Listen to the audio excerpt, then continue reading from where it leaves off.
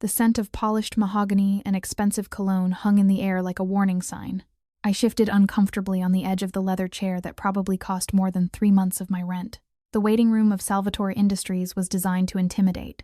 All hard edges, stark minimalism, and a silence so complete I could hear the rapid drumming of my own heartbeat.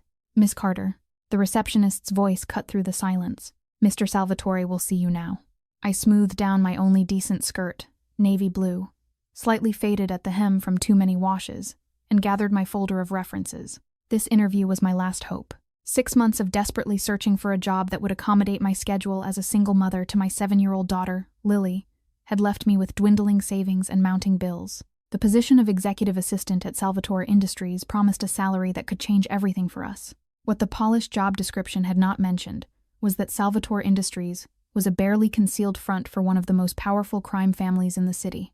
Everyone knew it, but no one said it. At least not out loud.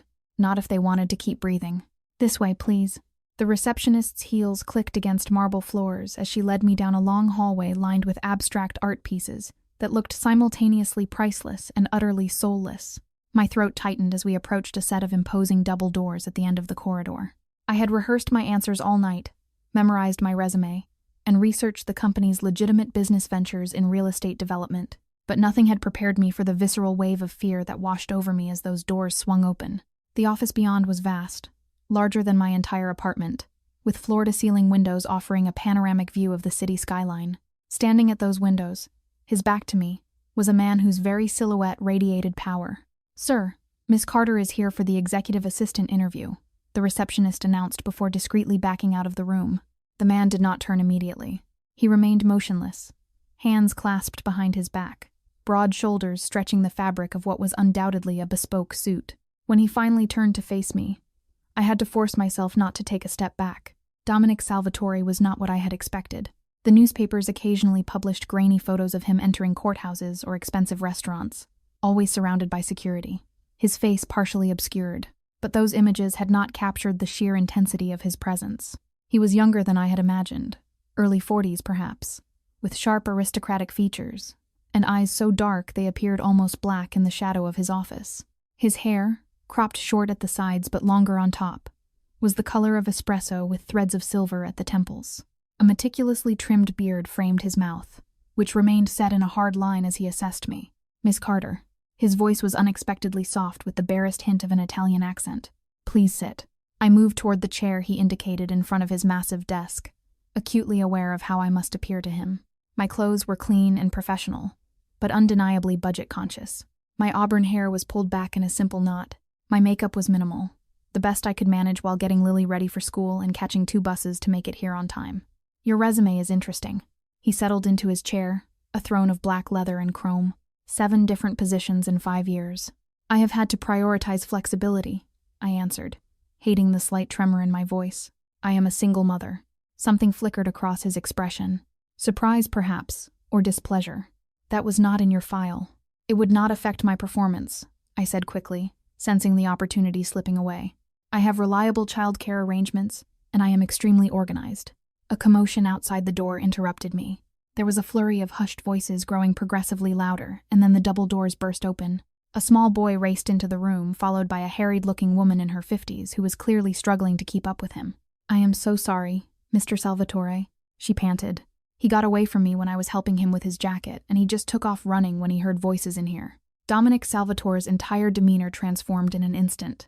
The cold, calculating businessman vanished, replaced by something softer, gentler. "It is all right, Mrs. Marino," he said, rising from his chair. "Marco, come here, tesoro." The boy, maybe 6 or 7 years old, did not look at his father.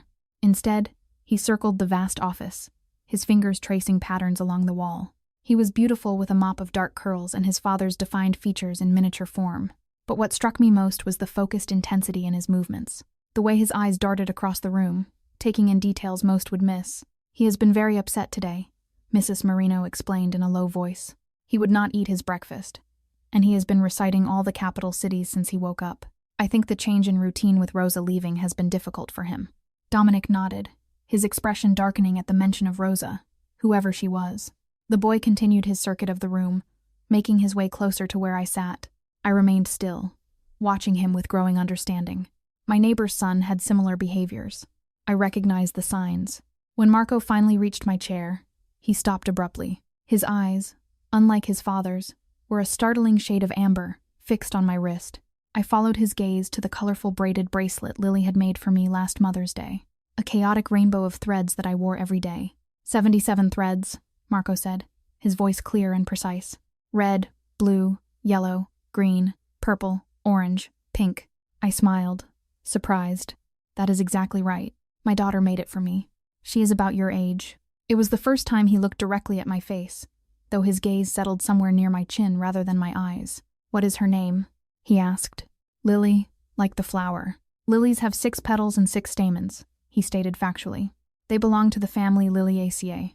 I nodded seriously. That is right. You know a lot about flowers.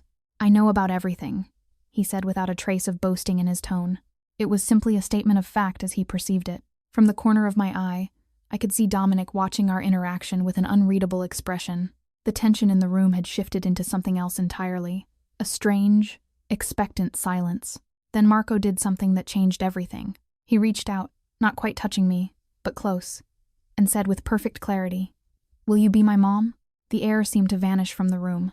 Mrs. Marino gasped, and Dominic Salvatore went absolutely still, his face a mask of shock. "Marco," he began carefully, moving toward his son, but Marco backed away, circling behind my chair. "My mom is gone. Rosa is gone. I want her." He pointed at me without looking at me directly. "She smells like cookies and has a flower daughter and knows about lilies." I sat frozen, completely at a loss for words. The interview had veered so far off course that I could not even remember what position I was applying for anymore. "I apologize, Miss Carter," Dominic said stiffly. "My son is on the autism spectrum. He sometimes says things that are inappropriate." "It is not inappropriate," Marco insisted, his voice rising slightly. "It is logical. I need a mom.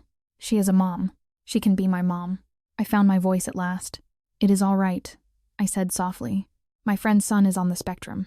I understand." Something changed in Dominic's expression. Then a flash of surprise followed by careful assessment. "Mrs. Marino, please take Marco to the playroom," he said, his tone gentle but firm. "I will come see you shortly, champion." Marco did not protest, but as he followed Mrs. Marino to the door, he turned back and stated with absolute certainty, "She should stay." After they left, an uncomfortable silence descended. I gathered my folder, preparing for the inevitable dismissal. No one got hired after something like this. "I should go," I began. "No." The word was sharp, commanding. Dominic returned to his desk, but remained standing, studying me with new interest. "You said you understand my son's condition." It was not a question, but I nodded anyway. My neighbor's son was diagnosed 3 years ago. I have helped her research therapies in schools. I am not an expert, but I have learned a lot. He picked up my resume, scanning it with fresh eyes. "You worked at Bright Horizons Child Care?" "Yes. While completing my business degree, I specialized in working with children with special needs." Something calculated crossed his features. "What happened to your daughter's father?" The abrupt change of subject caught me off guard. "He left when I told him I was pregnant. I have not seen him since." Dominic nodded, as if this confirmed something for him. "My son's mother abandoned him when he was 2 after his diagnosis. She could not handle it. My previous assistant, Rosa, had been helping with his care for the past 4 years. She retired last month to move closer to her grandchildren. I was not sure why he was telling me this, but I sensed it was important. It must be difficult for Marco, losing someone he was attached to. Nearly impossible, Dominic corrected. My son does not handle change well. He has refused to interact with any of the 3 nannies I have hired since Rosa left. He has not spoken more than 5 words to anyone in weeks. His dark eyes fixed on me with unsettling intensity. Until you. A chill ran down my spine. I suddenly understood that this conversation had shifted into something far more consequential than a job interview. "The position I am filling is multifaceted," he continued. "Executive assistant, yes, but also someone who can help create stability for Marco when I am handling business matters. Someone he responds to. Mr. Salvatore," I began carefully. "I came here applying for an office position. I am not sure that I am." "Double the salary listed in the advertisement," he interrupted smoothly. "Full benefits, a car and driver at your disposal, and accommodations for your daughter, of course. Private school, tutors if needed." My mouth went dry. The figure he named would solve every financial problem I had since Lily was born. It would mean security, opportunity, and the end of constant struggle. Why? I managed to ask. You do not know me. A ghost of a smile touched his lips, though it did not reach his eyes. I know that my son just spoke more to you in 5 minutes than he has to anyone in a month. I know that you recognized his condition without judgment, and I know desperation when I see it, Miss Carter. His gaze flicked meaningfully to my worn shoes. We both have something the other needs. The warning bells in my head were deafening now. This was not just a job offer. It was something deeper, more binding. I thought about the rumors surrounding Salvatore Industries, about the men in dark suits who always flanked Dominic in newspaper photos, and about what accepting this offer might really mean. I would need time to think about it, I said finally. He inclined his head slightly. Of course, I will have my driver take you home. We can discuss details tomorrow. Before I could respond, he pressed a button on his desk. Reynolds will see you out. And Miss Carter. His voice dropped, becoming almost intimate. This opportunity will not be available for long. As if summoned by magic, the office door opened to reveal a broad-shouldered man in a dark suit.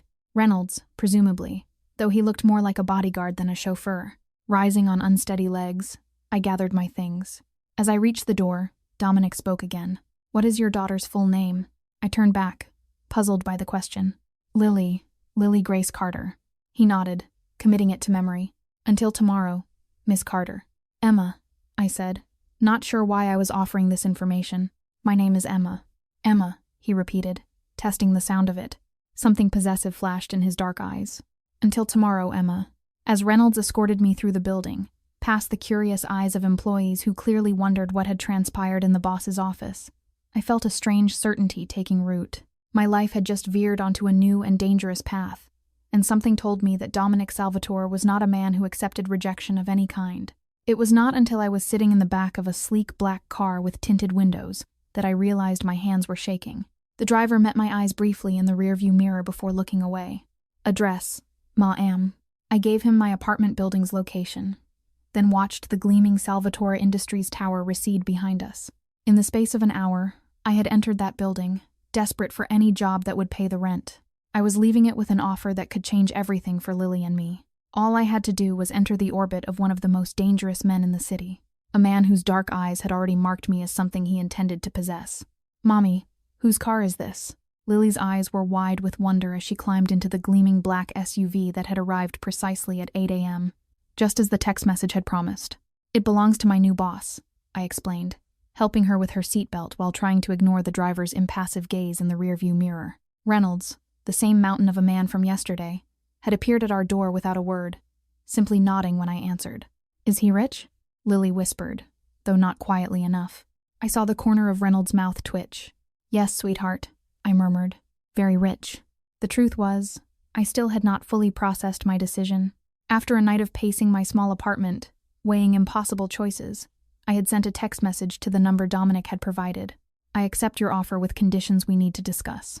His response had been immediate and brief. Car will collect you and your daughter at 8 a.m. Bring what you need for the day. We will discuss arrangements. As we glided through morning traffic in an expensive vehicle, the reality began to settle. The car probably cost more than I had earned in the past 5 years combined, and the reality settled over me like a heavy cloak. Where are we going, Mommy? What about school? You are going to visit a special place today, I told her, forcing brightness into my tone. Remember how I said Mommy might get a new job? Well, there is a little boy there who might need our help. Lily brightened instantly. At 7, she was already the most compassionate soul I had ever known. Is he sick? I can share my colored pencils if he likes to draw. He is not sick, but he sees the world a little differently. I chose my words carefully. His name is Marco, and he is about your age. He might not want to play the same way you do with your friends, but I bet he would love to meet you. As the car wove through the city, I noticed we were not heading toward the downtown Salvatore Tower. Instead, we turned onto a tree-lined avenue leading to the exclusive North Hills district, an area I had only seen in magazine spreads about the city's elite. The houses, no mansions, grew progressively larger and more secluded as we drove deeper into the neighborhood. Finally, Reynolds turned onto a private drive flanked by ornate iron gates that swung open at our approach. Beyond stretched a winding driveway bordered by perfectly manicured gardens. It looks like a castle, Lily breathed, pressing her face against the window. The Salvatore residence was indeed reminiscent of a modern fortress. 3 stories of elegant stone and glass surrounded by grounds that seemed to go on forever. As we approached, I noted the subtle security features. Cameras disguised as landscape lighting, the uniformed men positioned discreetly around the perimeter, and the reinforced windows that probably cost more than a college education. Reynolds pulled up to the front entrance and came around to open our door. "Mr. Salvatore is expecting you in his study. Mrs. Marino will look after Miss Carter while you speak with him." "No," I said firmly, surprising myself with my boldness. "My daughter stays with me until I have finalized arrangements with Mr. Salvatore." Something like respect flickered across Reynolds' stoic face. He nodded once and led us through massive double doors into an entrance hall that made Lily gasp audibly. I understood her reaction. The space was cavernous with soaring ceilings, a sweeping staircase, and floors of polished marble. Art pieces that belonged in museums adorned the walls, and a chandelier that must have cost a fortune cast prismatic light across everything. "This way," Reynolds directed, leading us down a corridor lined with what appeared to be original paintings. We paused outside a heavy wooden door where Reynolds knocked twice before opening it without waiting for a response. Dominic Salvatore stood as we entered, his imposing frame silhouetted against the morning light streaming through tall windows. Today, he wore a charcoal suit that emphasized the breadth of his shoulders, a crisp white shirt open at the collar. He looked like power personified, and entirely out of place in a home with a child. His dark gaze swept over me briefly, before settling on Lily, who instinctively moved closer to my side. "You must be Lily," he said, his voice gentler than I remembered. "Marco has been very excited since I told him you were coming." Lily looked up at me for reassurance. I nodded encouragingly, and she stepped forward with the natural confidence of children. "Do you really live here? It is like a museum." A smile, the first genuine one I had seen from him, briefly transformed Dominic's severe features. "Sometimes it feels that way," he agreed. "Would you like to see the garden? There is a fountain with fish you can feed." Lily's eyes lit up, but she looked back at me questioningly.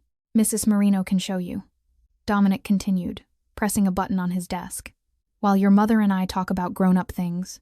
Within moments, an older woman appeared, the same one who had chased after Marco yesterday. She smiled warmly at Lily. "Just the garden, please," I said firmly. "I would like her to stay close." Dominic observed this exchange with that same calculating look from yesterday. After Mrs. Marino and Lily left, he gestured to a seating area by the fireplace. "You said you had conditions," he stated, remaining standing until I had taken a seat on one of the leather armchairs. I straightened my spine, determined not to be intimidated. "Before we discuss those, I need absolute clarity about what this position entails, Mr. Salvatore." "Dominic," he corrected, settling into the chair opposite mine. "If we are to share living space, formalities seem unnecessary." "Share living space?" I repeated, my voice sharpening. That was not part of the offer. His expression remained impassive. "Marco needs consistency. The previous arrangement with Rosa involved her living in the East Wing during the week. Your quarters would be considerably more spacious. A full suite for you, another for your daughter, with a private sitting room and access to the garden terrace." My mind raced to keep up. I assumed this was a daytime position. "I have our own apartment, a 2-bedroom walk-up in Parkside Heights," he interrupted smoothly. "3rd floor, no elevator. Questionable security." "I have seen it." A chill ran through me. "You have been to my home." "I have had it evaluated," he clarified as if this were completely reasonable. "Along with your financial situation, your daughter's school records, and your former employers. I am thorough, Emma, especially when it concerns my son's well-being. The casual invasion of privacy should have angered me, but I was not naive enough to be surprised. This was a man accustomed to complete control. "Then you know I have nothing to hide," I replied evenly. "But living here, that changes the nature of the position considerably." "It does," he agreed, "which is why the compensation reflects that reality. 6 figures plus expenses, education for your daughter at North Hills Academy, and complete security." His eyes held mine. No more struggling to make rent, no more choosing between paying bills and buying new shoes for Lily. The accuracy of his assessment stung. Last month, I had indeed postponed paying the electric bill to buy Lily new sneakers when her old ones had fallen apart. "What exactly would my role be?" I asked, forcing myself to focus on practicalities. "Officially, you will be my executive assistant, managing my calendar, correspondence, household affairs, and some aspects of my legitimate business interests." The emphasis he placed on legitimate was not lost on me. "Unofficially, you will help provide Marco with the stability he craves. He responded to you in a way I have not seen since Rosa left. I am not a nanny, I pointed out. Or a therapist. No, he agreed. You are something rarer, someone my son connected with instantly. His therapist has explained that sometimes autistic children form inexplicable bonds with certain people. Marco has chosen you. His expression hardened slightly. I will do anything necessary to help my son thrive, Emma. Anything. The implication was clear, including bringing a complete stranger and her daughter into his home based on his son's reaction. My conditions, I said, returning to my original purpose. First, I need a formal employment contract outlining all expectations and compensation. Second, while I am willing to live here on weekdays, Lily and I will spend weekends at our own place. We need some independence. Dominic considered this, fingers steepled. Weekends can be negotiated after Marco adjusts to the new routine. What else? My work will remain within appropriate professional boundaries. I will not be available 24/7, and I need dedicated time with my daughter. I took a deep breath before adding, and I want complete transparency about what I am getting into. I know Salvatore Industries is not just a real estate development company. His expression did not change, but something dangerous flickered in his eyes. Careful, Emma. I am not asking for details, I clarified quickly. But I need to know that my daughter and I will not be exposed to anything illegal or dangerous. For a long moment, he simply studied me, his gaze so intense, I had to force myself not to look away. Finally, he spoke, his voice low and deliberate. My home is separate from my business interests. Your duties will never intersect with certain aspects of those interests. You and your daughter will be under my protection at all times, which means you will be the safest two people in this city. He leaned forward slightly. But you need to understand something fundamental. Once you enter my household, you accept my authority within these walls. I protect what is mine, Emma, without exception or compromise. The possessive undercurrent in his words sent a shiver down my spine. There was a boundary being drawn, but also a line being crossed. By accepting his offer, I would be placing Lily and myself under the control of a man who clearly viewed the world as divided into two categories, things he owned and things he did not. We are not yours, I said carefully. We would be your employees. His smile was thin. Of course, before I could respond, the door burst open, and Marco rushed in, followed closely by Mrs. Marino and Lily, who looked concerned. I am sorry, sir, Mrs. Marino panted. He saw them from the upstairs window and insisted on coming down. Marco circled the room in the same pattern I had observed yesterday, his fingers trailing along the wall, his eyes darting everywhere except directly at any of us. Finally, he stopped several feet from where I sat. You came back, he stated flatly. With a flower daughter. I smiled gently. Yes, Marco. This is Lily. Lily, bless her, knew instinctively not to approach too quickly. She gave a small wave. Hi, Marco. I like your house. Marco did not respond directly. Instead, he addressed me again. Will you stay in the blue rooms? I glanced at Dominic, who was watching the interaction with intense focus. The East Wing suite, he explained quietly. The walls are blue. I am thinking about it, Marco, I answered honestly. Marco's hands began to flutter at his sides. A self-soothing gesture, I recognized. The blue rooms are good. They are next to my rooms. Rosa was there, but she left. She said goodbye, but she still left. The naked hurt in his voice was painful to hear. I saw Dominic's jaw tighten, a flash of helplessness crossing his features before he controlled it. Sometimes people have to leave even when they do not want to, Lily said suddenly, her voice gentle. My teacher, Mrs. Peterson, had to move because her husband got a new job. She cried when she said goodbye to our class. Marco's movement stilled slightly. Did she come back? No, Lily admitted, but she sends our class postcards from her new city. My mom put mine on our refrigerator. For the first time, Marco turned partially toward Lily. We do not put things on refrigerators. Dad says it is cluttered. Lily shrugged. We could put them somewhere else, like a special book. I have 17 special books. Marco informed her with the first hint of animation I had heard in his voice, for different categories of special things. Can I see them? Lily asked, her interest genuine. Marco looked momentarily conflicted, then nodded. Mrs. Marino has to come and Emma too. He paused, then added as if just remembering. And Lily. As the children moved toward the door with Mrs. Marino, I rose to follow them. Dominic caught my wrist as I passed. His grip was firm but not painful. You see, he murmured, his voice too low for the others to hear. He needs this. He needs you. His dark eyes held mine, and in them I saw something unexpected. Not the cold calculation of a business transaction, but the desperate plea of a father who would do anything for his child. We have a deal, Emma. It was phrased as a question, but we both knew it was not one. Not really. The choice had been made the moment Marco had connected with me, perhaps even before that, when Dominic had recognized the desperation in my eyes that mirrored his own. "We have a deal," I agreed quietly, knowing I had just tied my fate to the Salvatore household in ways I could not yet fully comprehend. He released my wrist, satisfaction evident in the slight upturn of his lips. "Welcome home, then." As I followed the children from the room, I could not shake the feeling that I had just made a deal with the devil himself. A devil in an expensive suit who looked at me with eyes that promised both protection and possession. 3 weeks passed in a blur of adjustments and revelations. Living in the Salvatore mansion was like inhabiting another world, one with its own rules, rhythms, and hierarchy. Every morning, I woke in a bedroom larger than my entire apartment, surrounded by luxury that still felt foreign against my skin. My duties as Dominic's executive assistant were challenging, but manageable. I organized his legitimate business schedule, handled correspondence, and coordinated with his various property managers and investment advisors. If there were meetings I was not meant to know about, they happened elsewhere, conducted by men who arrived in dark SUVs and disappeared into Dominic's private study. Today marked the 3rd consecutive Saturday that Lily and I had failed to return to our apartment for the weekend. Each time, a convenient obstacle arose. Marco had a meltdown at the suggestion. Dominic often required my presence for an important business brunch. Most effectively, Lily herself begged to stay, stating Marco needed to finish showing his rock collection.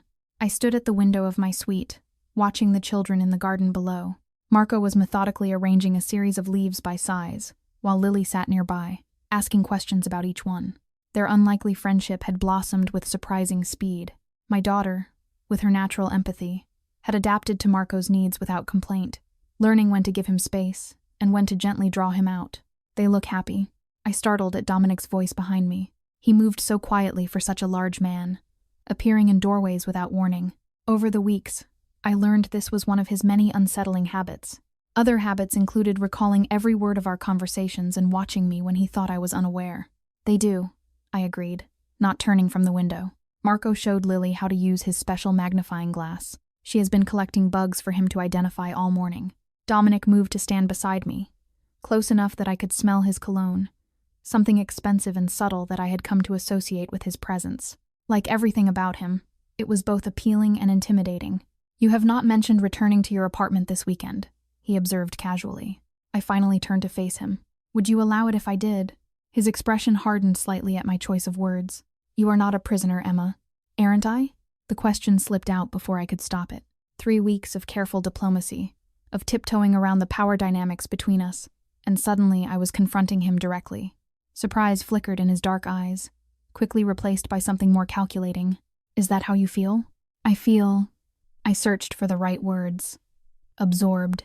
Like Lily and I are being gradually incorporated into your world on your terms, with less and less of our former lives remaining." He did not deny it.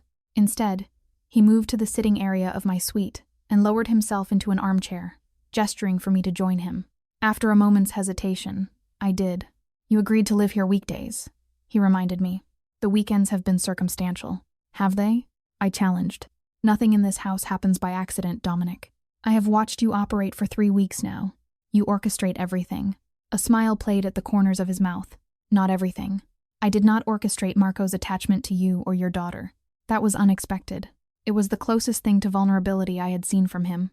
In the weeks I had been here, I had observed Dominic Salvatore in many roles: ruthless businessman, feared boss, protective father.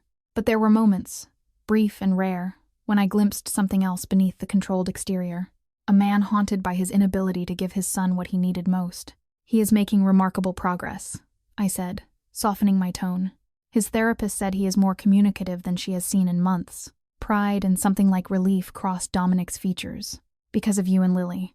"Because he feels secure," I corrected. "We are providing consistency, which is why disrupting that consistency with weekend departures seems counterproductive."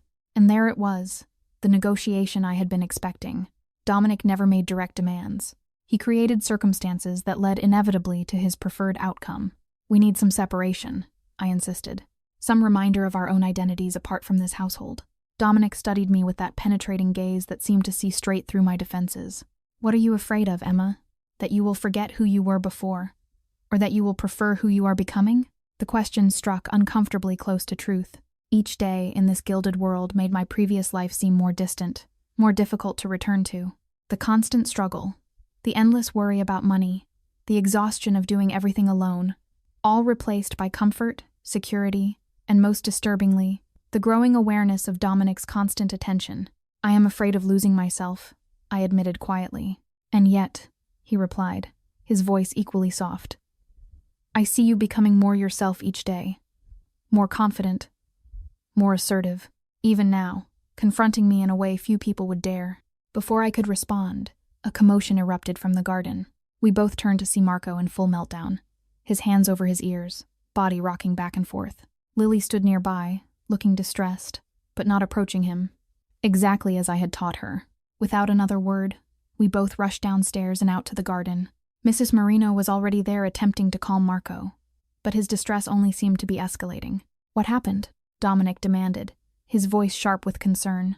A gardener started using the leaf blower on the other side of the hedge, Mrs. Marino explained. The noise triggered him. Dominic immediately pulled out his phone, barking orders for the gardening to stop. I approached Marco slowly, kneeling a few feet away from him. Marco, I said softly, let us count together. 1, 2, 3. He continued rocking, but his frantic movement slowed slightly at the sound of my voice. 4, 5, 6. I continued steadily. 7, 8, 9. He joined in, his voice strained but present. By the time we reached 30, his breathing had calmed. By 50, his hands had come down from his ears. By 75, he was sitting still, though his eyes remained fixed on the ground. I do not like the leaf blower, he said finally. It is 92 decibels. Too loud. Makes my head hurt. I know, I soothed. It has stopped now. Your dad made it stop. Marco glanced briefly at Dominic, who stood watching us with an unreadable expression. Dad makes everything stop when it is bad. There was something in the simple statement that squeezed my heart. For all his faults, Dominic's devotion to his son was absolute. I had seen it repeatedly over the past weeks. How he rearranged multi-million-dollar business deals to attend Marco's therapy sessions. How he had memorized every detail of Marco's condition. How his voice changed to infinite gentleness when his son was distressed. Would you like to go inside now? I asked Marco. We could organize your shell collection in the library. He nodded, standing up and automatically reaching for my hand. A gesture that had developed naturally over our time together. As we walked past Dominic, Marco surprised us all by reaching for his father's hand as well, creating a momentary chain of connection between the three of us. Dominic's face registered shock before settling into something warmer, more open. Our eyes met over Marco's head, and in that moment, something shifted between us. An acknowledgement of the strange family unit we were inadvertently forming. Later that evening, after both children were asleep, I found Dominic in his study. The room had become familiar to me now. The wall of books he actually read, unlike the decorative volumes in other parts of the house. The antique chess set perpetually set up mid-game. The photos of Marco at various ages, the only personal touches in his otherwise austere workspace. He is sleeping peacefully, I reported, lingering in the doorway. The weighted blanket helps. Dominic nodded, setting aside the document he had been reviewing. Thank you for earlier. I entered the room fully, taking the chair across from his desk, my usual spot during our evening debriefs. It is getting easier to recognize the signs before a full meltdown. You have transformed his world, Dominic said quietly. Both of you have. The sincerity in his voice was disarming. These moments of genuine emotion from him were rare, and always caught me off guard. He has transformed ours too, I admitted. Lily has never had anyone she considers a sibling before. She told me yesterday that she thinks of Marco as her brother now. Something flickered in Dominic's eyes. Satisfaction, perhaps, or triumph. And what do you think of us, Emma? After 3 weeks in our home, the question hung between us, loaded with implications. What did I think of this arrangement? Of Marco? Of Dominic himself? I chose my words carefully. I think Marco is an extraordinary child who deserves all the support and understanding in the world. I think this job is both more challenging and more rewarding than I anticipated. And I hesitated. Go on, he prompted, leaning forward slightly. I think you are more complex than I initially believed, I finished. More than just the feared businessman or the crime boss that people whisper about. His expression revealed nothing. What do they whisper about me, Emma? My heartbeat quickened. We had never directly discussed the darker aspects of his business empire. Maintaining the polite fiction that Salvatore Industries was merely an aggressive real estate development company. They say you are dangerous, I said honestly. That crossing you is a death sentence. That you control half the city through fear and the other half through money. He did not deny it. Instead, he rose from his desk and moved to pour 2 glasses of whiskey from the crystal decanter on the sideboard. He handed one to me before taking the chair beside mine rather than returning to his desk, a deliberate closing of distance. "And do you fear me, Emma?" he asked, his voice dropping to that intimate register that always sent a shiver through me. I should have said yes. Any sane person would fear Dominic Salvatore, but 3 weeks in his household had complicated everything. "I fear what you represent," I answered truthfully. "The power you hold over our lives now. But no, I do not fear you personally. Not anymore." He took a sip of his whiskey, his dark eyes never leaving mine. "Explain the difference." "I have watched you with Marco," I said simply. "No man who loves his son with such devotion, who shows such patience and tenderness, could be the monster people describe. You are dangerous. Yes, ruthless in business. Certainly. But there is more to you than that." Something shifted in his expression, a softening around the eyes, a slight release of the perpetual tension he carried. "Few people see beyond the surface, Emma. Few try to. I have had 3 weeks of watching you when you do not think anyone is looking," I replied. "I have seen you sitting by Marco's bed after he has fallen asleep. I have seen how you check his favorite foods are always available, how you memorize his therapist's recommendations, and how you have redesigned parts of this house to accommodate his sensitivities." Dominic looked momentarily disarmed, as if unused to being observed so closely. "A man's true character is revealed in how he treats those dependent on him," he said finally. "My father taught me that." It was the first time he had mentioned his father, or any family beyond Marco. "Your father," I repeated carefully. "Was he also in the family business?" A shadow passed over Dominic's features.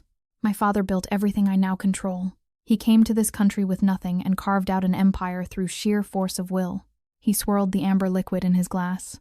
"He was a hard man, but an honorable one in his way. He lived by a code. And you follow that same code with modifications," he allowed, the corner of his mouth lifting slightly. "The world has changed. Business has changed." We sat in silence for a moment, the weight of unspoken truths between us. I knew I was being granted a rare glimpse behind his carefully maintained facade. "The weekend," he said abruptly, returning to our earlier conversation. "Take Lily to your apartment tomorrow if that is what you need. Reynolds will drive you and remain nearby for security." The sudden concession surprised me. "Thank you. But Emma," he added, his tone hardening slightly, "be back by Sunday evening. Marco has therapy Monday morning. He will need you here." It was not really a request, despite being phrased as one. The reminder of Marco's needs, his genuine need for stability, was Dominic's most effective leverage. "We will be back," I promised, rising from my chair. As I reached the door, I turned back. "Dominic?" He looked up, eyebrow raised in question.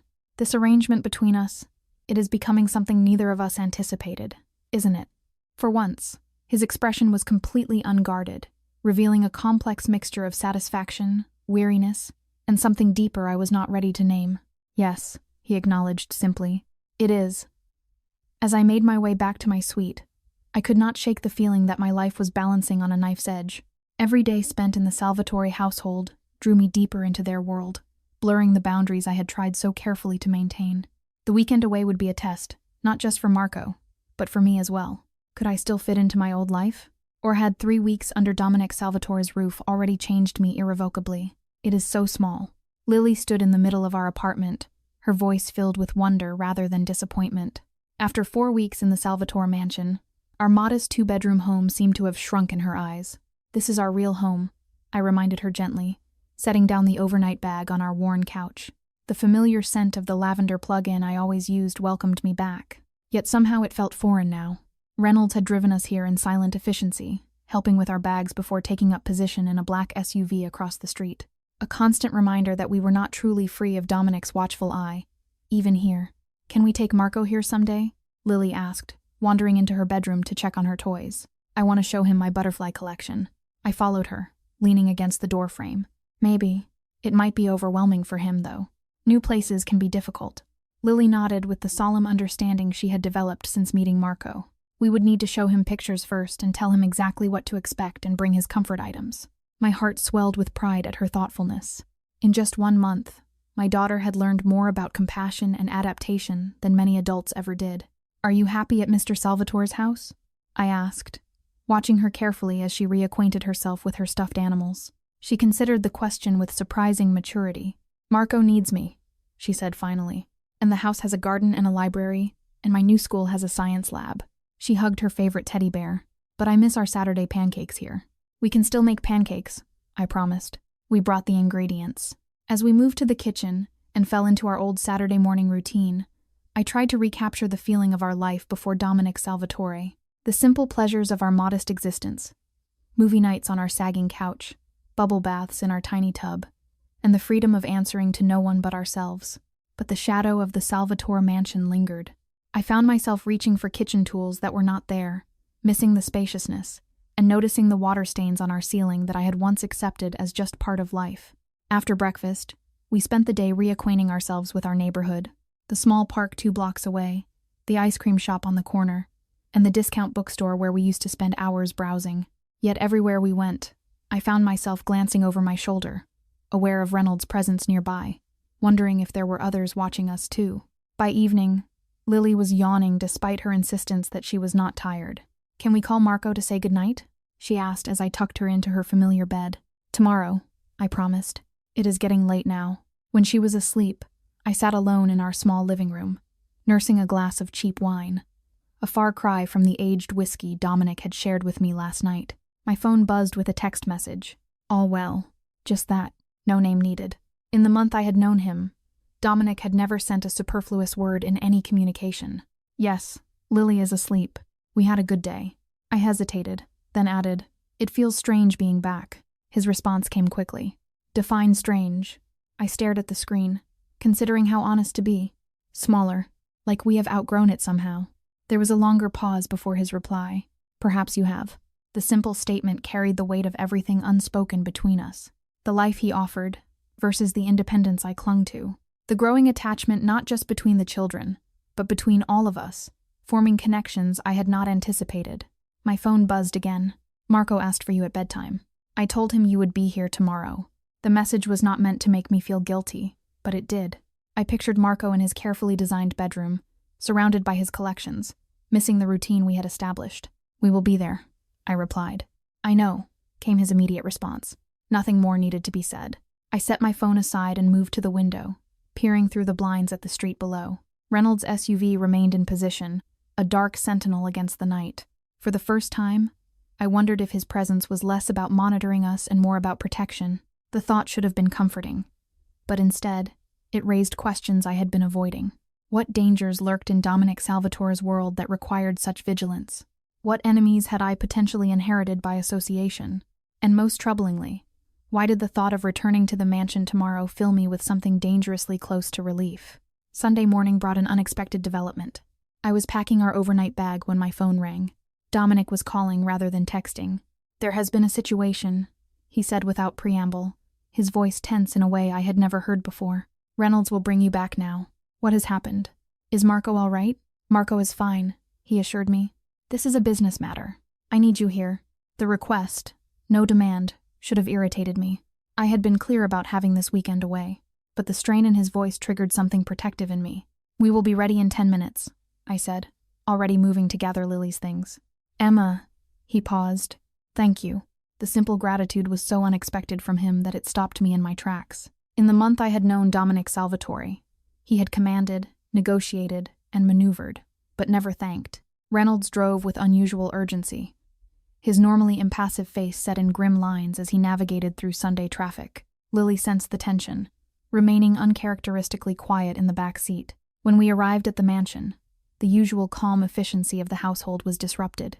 Security personnel I had never seen before patrolled the grounds, and Dominic's inner circle of advisors, men I typically only glimpsed at scheduled meetings, moved purposefully through the corridors. Mrs. Marino met us at the entrance, quickly ushering Lily upstairs to join Marco, who was apparently engrossed in a new documentary about deep-sea creatures, blissfully unaware of whatever crisis was unfolding.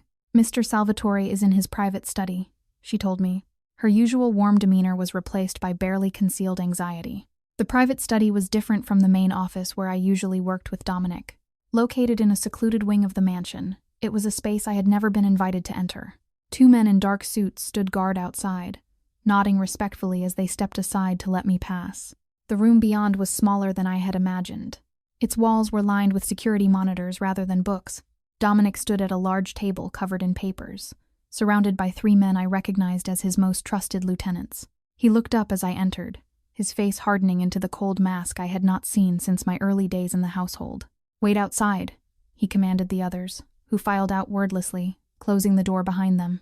Once we were alone, Dominic's posture changed subtly, a slight loosening of his shoulders, a softening around his eyes.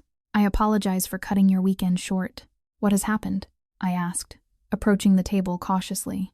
He studied me for a moment, clearly debating how much to reveal. "How much do you know about my business rivals?" "Only what people whisper about," I admitted. "The Cardano family controls the eastern districts. There is supposedly an uneasy truce between your organizations." A hint of approval crossed his features. "You pay attention. Good." He gestured to the papers on the table, what appeared to be surveillance photos and documents. "The truce has been compromised. Vincent Cardano's son, Anthony, has made a very foolish decision." I glanced at the materials spread before us, careful not to touch anything. "Why am I here, Dominic? This clearly is not executive assistant territory." "No," he agreed, "but it affects the household, which means it affects you and Lily. I needed you here where I can ensure your safety." The implication sent a chill through me. "Are we in danger?" His eyes met mine, unflinching. "Potentially. Anthony Cardano has been surveilling this property for weeks. My security team intercepted one of his men last night near the perimeter." My heart began to race. "Marco and Lily are completely protected," he cut in firmly. "I have tripled security and they will remain inside until this is resolved. Which brings me to why I needed you specifically." He slid a document toward me, what appeared to be an invitation to a charity gala scheduled for the following evening. "The Westlake Foundation annual benefit," I read. "What does this have to do with your situation?" "Vincent Cardano will be there," Dominic explained. "As will I. It is neutral territory, a public event with too many influential witnesses for any overt conflict. It represents an opportunity to address this situation diplomatically." I looked up from the invitation. "And my role in this diplomacy? You will accompany me," he said, as if it were the most natural thing in the world. "As my partner." The word hung between us, loaded with implications. "Your partner?" I repeated carefully. "You mean as your assistant?" "No." His expression remained impassive. "As the woman in my life, my companion." I stared at him, speechless. In the month I had lived under his roof, Dominic had been unfailingly professional, despite moments of personal connection and the undeniable tension that sometimes crackled between us.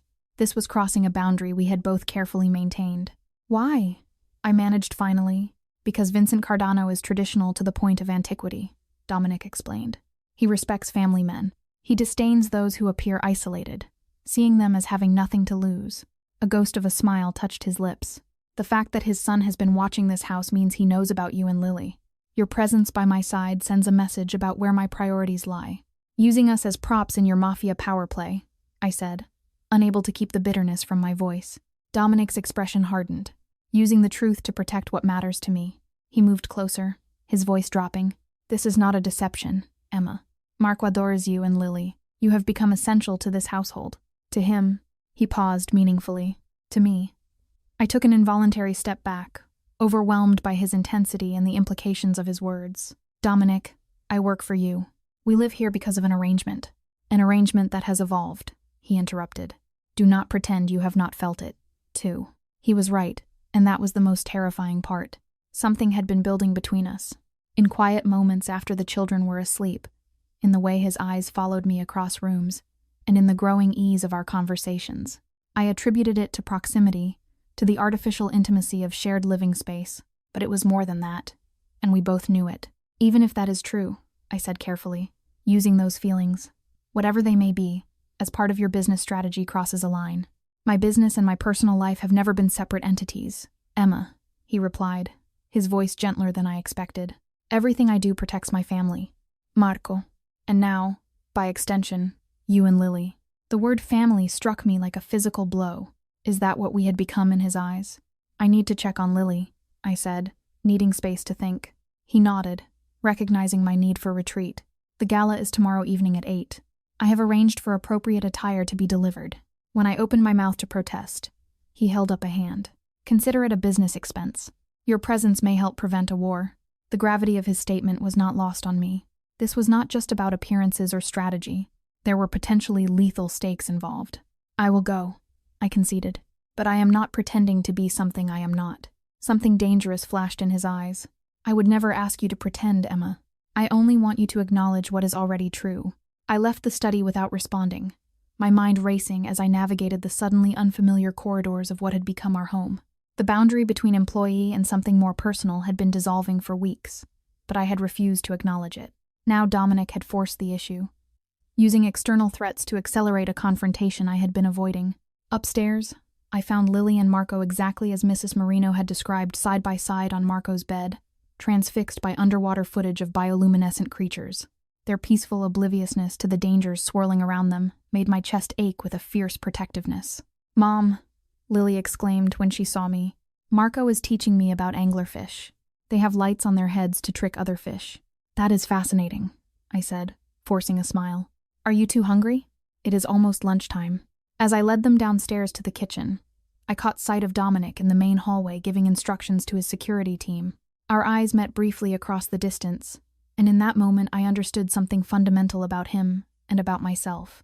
For Dominic Salvatore, there were no half measures. People either belonged to him completely or not at all. He protected what was his with absolute dedication and ruthless efficiency.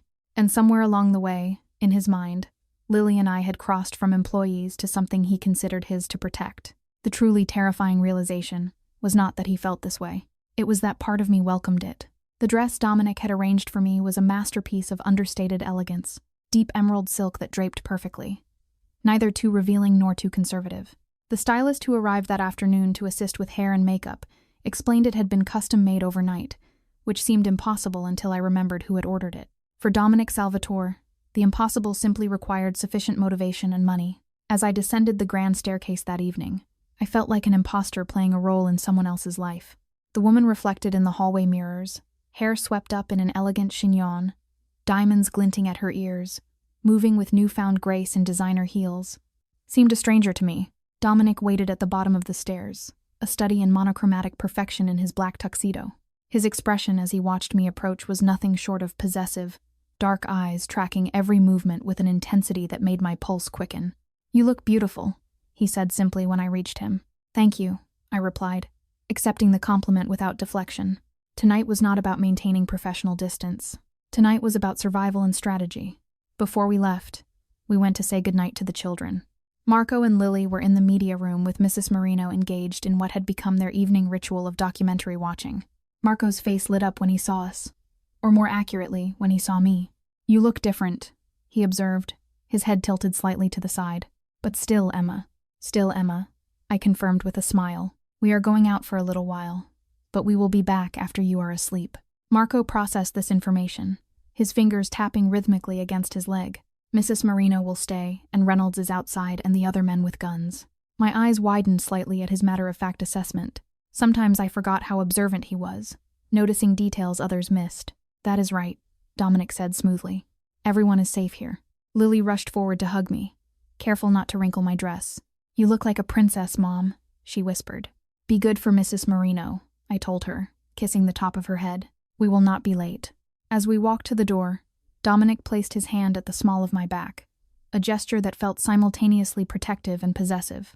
"The children will be completely secure," he assured me. "The entire property is locked down." "I know," I said, surprised to realize I meant it. Whatever else Dominic might be, his commitment to security was absolute. The car waiting for us was not the usual SUV, but a sleek armored limousine. Reynolds held the door as we slid into the leather interior. "Vincent Cardano will arrive with his wife and daughter," Dominic explained as we pulled away from the mansion. "Anthony will not be there. Too volatile for a public event. I have arranged for our tables to be adjacent." "And what exactly am I supposed to do?" I asked, still unclear on my role beyond ornamental accompaniment. Dominic's hand came to rest on mine, his thumb tracing small circles against my skin. "Be yourself. Intelligent, observant, the devoted caretaker of my son." His eyes held mine, the woman who has captured my complete attention. The intensity in his gaze made me look away first. "I am not sure I know how to play that role convincingly. It is not a role, Emma." His voice dropped to that intimate register that always affected me so deeply. "It is the truth. You have become essential to my household, to my life." Before I could formulate a response, the privacy screen lowered slightly. "Sir," Reynolds called from the front, "we are being followed. 2 vehicles, maintaining distance." Dominic's expression hardened instantly as he reached inside his jacket. With horror, I realized he was checking a concealed weapon. "Stay on the planned route," he commanded. "Our guards at the perimeter are in position," Reynolds confirmed. I stared at Dominic, my heart racing. "You expected this?" "I anticipated all possibilities," he corrected, his free hand seeking mine again. "Do not worry. This is merely Anthony making his presence known. He will not risk moving against us tonight, not with his father at the event." The casual way he discussed potential violence should have terrified me. Instead, I found myself drawing strength from his absolute confidence, from the methodical way he managed threats. "When did this become my life?" I murmured half to myself. Dominic's expression softened marginally. "The moment Marco chose you. Some connections are inevitable, Emma. Destined." The Westlake Foundation Gala was being held at the city's most prestigious hotel, its ballroom transformed into a glittering showcase of wealth and influence. As we entered, heads turned, not with the obvious curiosity of gossip, but with the careful assessment of people who understood power dynamics. Dominic moved through the crowd with practiced ease, his hand never leaving the small of my back, introducing me to business associates, politicians, and judges with the simple phrase, "This is Emma Carter." No explanation of my role or title, a deliberate ambiguity that everyone seemed to interpret as significant. I was acutely aware that this public appearance marked a transition. Tomorrow, my name would be linked with Dominic Salvatore in the society pages and private conversations. Any pretense that I was merely his son's caretaker or business assistant would be gone. "Vincent Cardano has arrived," Dominic murmured close to my ear, nodding toward the entrance where an elderly man with silver hair was escorting an elegant woman in her 60s. "He looks less intimidating than I expected," I observed quietly.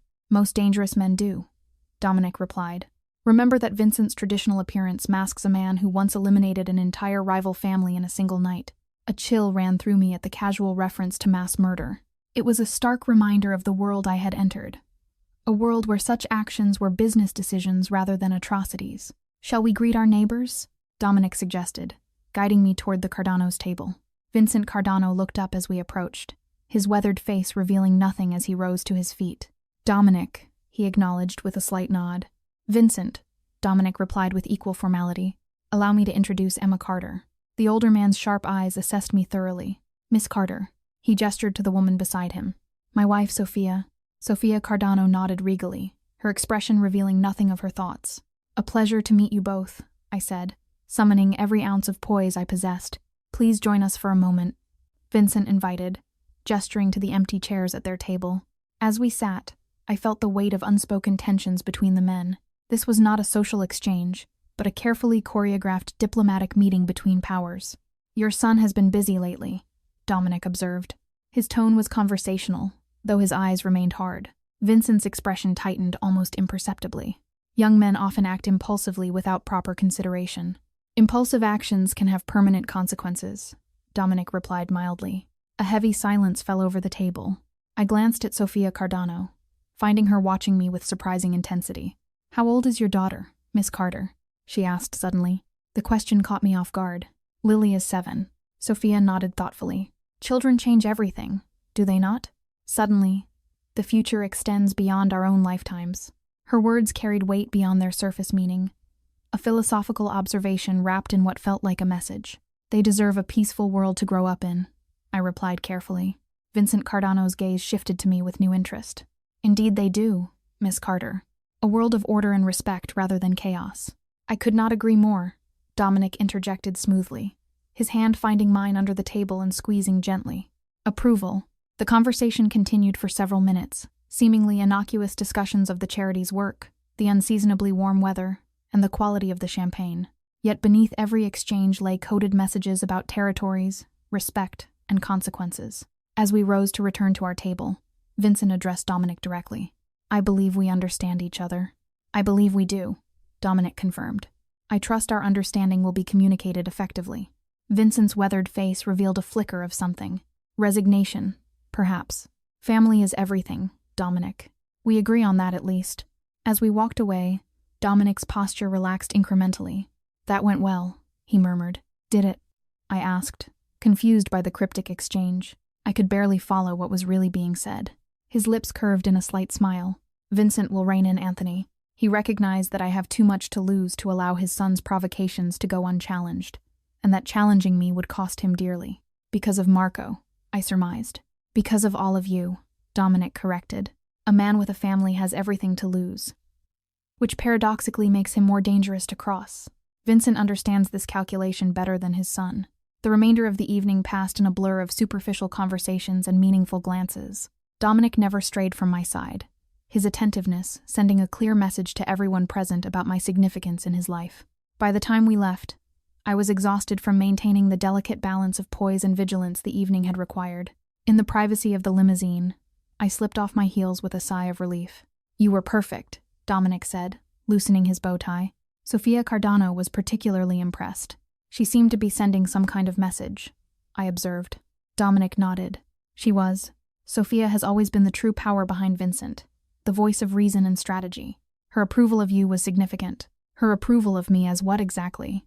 I asked, finally addressing the question that had hovered between us all evening. Dominic's dark eyes held mine in the dimly lit interior. As the woman at my side, the one who cares for my son, the one whose presence has transformed my household, he reached across to tuck a stray strand of hair behind my ear, his fingers lingering against my cheek. The one I will not allow anyone to threaten. The possessive declaration should have alarmed me. Instead, I found myself leaning into his touch, the events of the evening, having stripped away the last of my pretenses. "This is not the life I imagined," I said softly. "Is it better or worse?" he asked, his voice equally soft. I considered the question seriously. My previous life had been a constant struggle for survival, working multiple jobs, worrying about bills, raising Lily alone, but it had been simple, uncomplicated by the dangerous world Dominic inhabited. "It is more," I answered finally. "More everything, more security, more danger, more complexity, more feeling," he added, his hand moving to cup my face. The truth of his statement resonated through me. Whatever had developed between us over these weeks was more intense than anything I had experienced before. A connection forged in the unique circumstances of our arrangement, but growing into something neither of us had anticipated. When his lips met mine, it felt inevitable, the culmination of weeks of tension and growing attachment. The kiss was neither gentle nor tentative, but possessive and certain, as if claiming something that was already his. I responded with equal intensity, weeks of suppressed attraction finally breaking free. His arms pulled me closer, eliminating the space between us, as the kiss deepened. When we finally separated, both slightly breathless, his eyes had darkened to obsidian. "I told you it was not a role," he murmured. The car slowed as we approached the mansion gates. Reality intruded on the moment as I straightened my dress, and Dominic composed himself, both of us returning to our public personas. The house was quiet when we entered, the security team acknowledging Dominic with respectful nods as we passed. Mrs. Marino met us in the foyer, confirming that both children had gone to bed without incident. "Good night, Mrs. Marino." Dominic dismissed her with unusual gentleness. "Get some rest." As she departed, we stood alone in the vast entrance hall, the evening's events hanging between us, along with the memory of that kiss in the car. "We should talk about what happens next," I said finally. Dominic studied me for a long moment. "Yes," he agreed, "but not tonight. Tonight, I want you to think about what you truly want, Emma. For yourself, for Lily, for us." "Us," I repeated, testing the word. "Us," he confirmed, his voice leaving no room for doubt. "The children. You and me. This family we have created." He stepped closer, his hands coming to rest at my waist. "I never expected you, Emma Carter. You walked into my office for a job interview and instead reshaped my entire world." His expression was more open than I had ever seen it. "I do not do anything halfway. You should know that by now. Once I decide something or someone belongs to me, I commit absolutely. I do not belong to anyone," I countered, though without heat. A smile touched his lips. "Do you not?" He leaned forward, pressing a gentle kiss to my forehead. "Go check on the children. Get some rest. Tomorrow will define what this is becoming."